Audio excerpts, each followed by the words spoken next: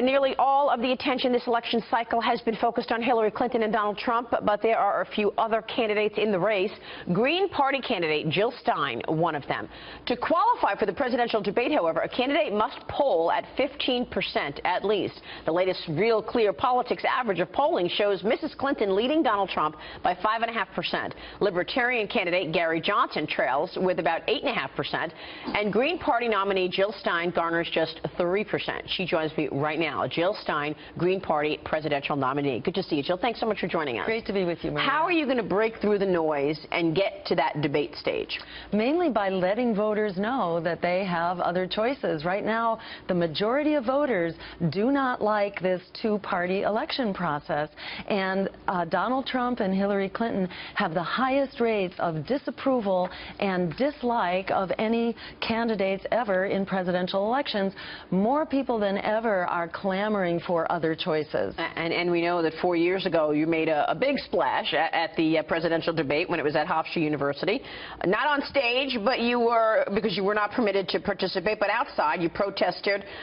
You were arrested for disorderly conduct when you tried to enter the hall against the police officer's orders. Are you going to be outside again if you don't get in?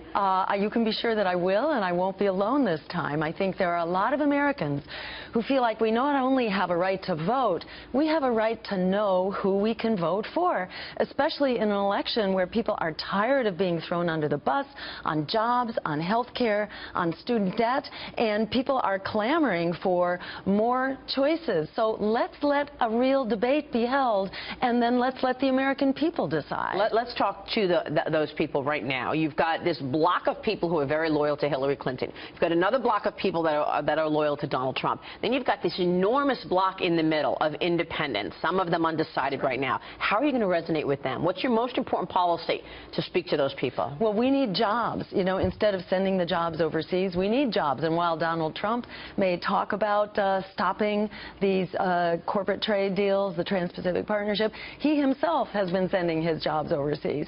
So we need jobs here.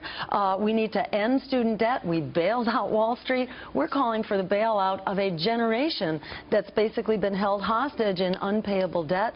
We need good jobs that pay decent wages. We need health care as a human right, and we need to solve this climate crisis. For those who ever doubted it, just look at California and let's look at what's happening at Louisiana and the heat waves in the Northeast. We say solve these at the same time. We call for a New Deal kind of program, but a Green New Deal that will transition us to the energy of the future and the economy of the future. Why should people trust you leading the economy?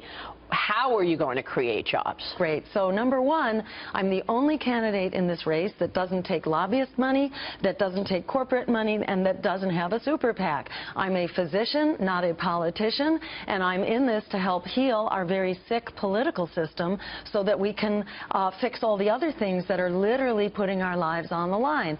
And, you know, how will I do this? By unleashing the power of the American people, who should be the engine of our democracy.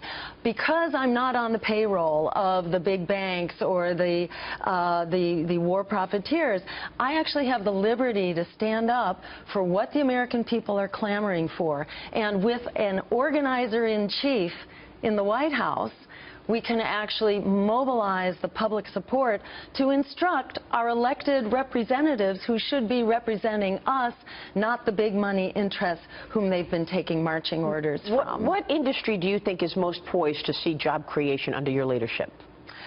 You know, I think it's especially clean, renewable energy. So it's wind, it's solar, it's conservation, it's manufacturing of all the different efficiency devices, and also it's sustainable agriculture that has become so popular in so many communities. We deserve to have a food system that's making us healthy. Right now, our industrial food system is making us sick. And this, by the way, Maria, is how we pay for this. The studies show that we get so much healthier when we move to an economy of clean energy without pollution, a healthy food system, and a transportation system that also allows us to use recreation as transportation. That means safe sidewalks and bike paths. We get so much healthier that our health savings alone is enough to pay for the cost of the energy transition. That's a really good point. Jill Stein, great to see you. Great to see you, We'll be Maria. watching the developments. Thanks so much for joining us. Thank you. All right, Dr. Jill Stein.